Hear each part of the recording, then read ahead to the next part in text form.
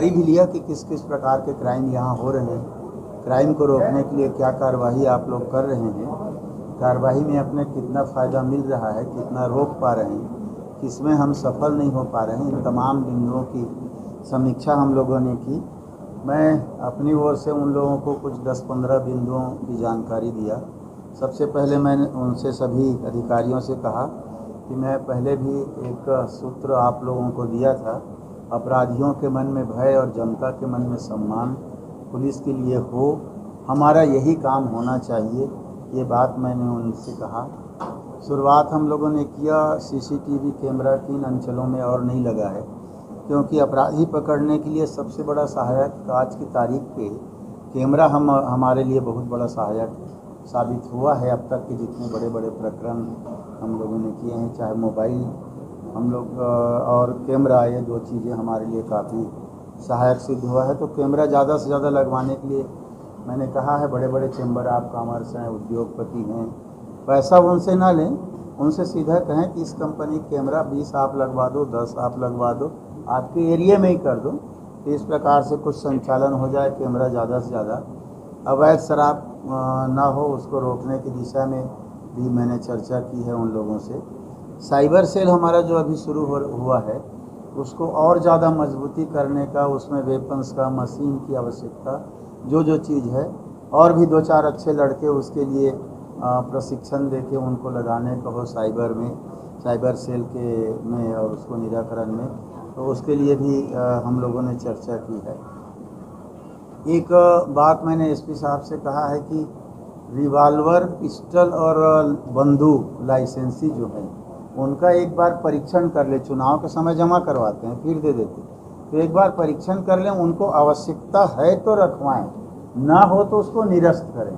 शौक का काम नहीं है पिस्टल रिवाल्वर रख के चलना। अचानक घर में ही कांड कर डालते हैं, कई ऐसा प्रकरण हमारे सामने आया है।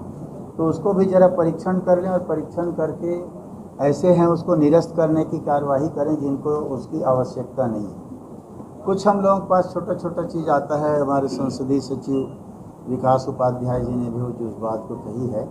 रोज़ाना हम लोगों से जो लोग मिलने आते हैं, उन लोग, हम थाने में गए थे, रिपोर्ट नहीं लिखा गया, या कुछ लोग आते हैं रिपोर्ट लिखा गया है तो 3 महीने से कार्रवाई नहीं हो रही है, तो उसको भी ज़रा टाइट करने के लिए कहा गया, क्योंकि आम जनता के लिए हम हैं और उनकी रिपोर्ट लिखना आवश्यक है और कार्रवाई भी आवश्यक है, तो उसको भी ध्यान से करें।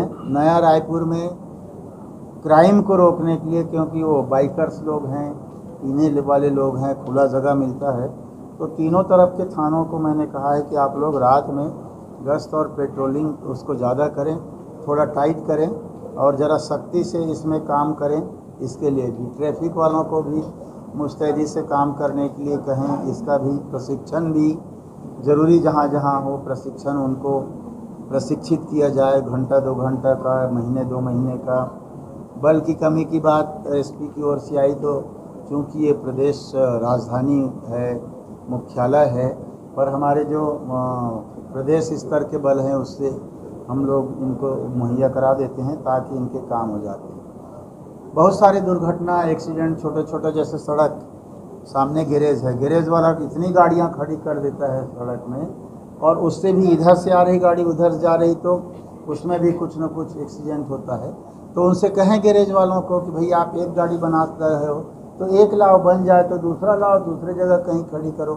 एक उससे भी हमको ध्यान देना। ई चालान हम लोग शुरू से किए हैं, पहले टीआई को अधिकृत किए थे, अब एएसआई तक अधिकृत कर दिए हैं। पैसा नहीं लेना है, ई चालान देना है, उनको पैसा वो जांच पटाएँ ताकि हमारे ऊपर जो आरोप लगता है वो ना लगे। ऐसा क्राइम ब्रांच की मजबूती के लिए हम लोगों ने कहा है, पहले बंद किए थे, अभी क्राइम ब्रांच शुरू हो गया है, उसमें और 2-4 अच्छे नए लड़के उसमें डाल करके अब पूरे प्रदेश में उसको फैलना है, तो ज़्यादा से ज़्यादा उसको अच्छा करें। लोकल हमारा एलआईबी होता है जो एसपी के अंडर होता है।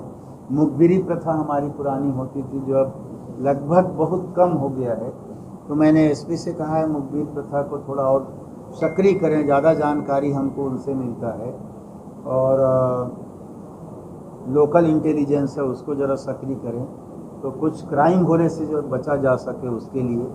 कोटवार पहले हर हफ्ते थाना में आके हाजिरी देता था और 1 हफ्ते का अपने गांव का रिपोर्ट पेश करता था। जब से राजस्व के अंदर कोटवार को किया गया है, गांव की सीधी जानकारी हमारे पास नहीं आती। उसके लिए मैंने माननीय मुख्यमंत्री जी से निवेदन किया है कि एक दिन थाने आए, पूरी जानकारी दें, तो उसके लिए भी कार्यवाही चल रहा है, उसकी भी हम लोगों ने चर्चा की है ताकि उसको जल्दी से जल्दी हो।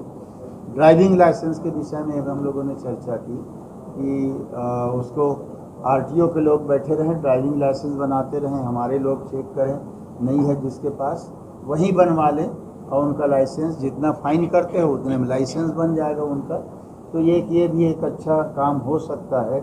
इसलिए सायरन वाली गाड़ी के विषय में रात को 12-1 बजे तक बराबर चले, क्योंकि अपराध किस समय घटित होता है तो सब सो जाएं तो 12-1 बजे रात, या सोए हुए हैं तो 4 बजे 5 बजे। तो एक ऐसा भी इनको समीक्षा करने के लिए मैंने कहा है कि लोग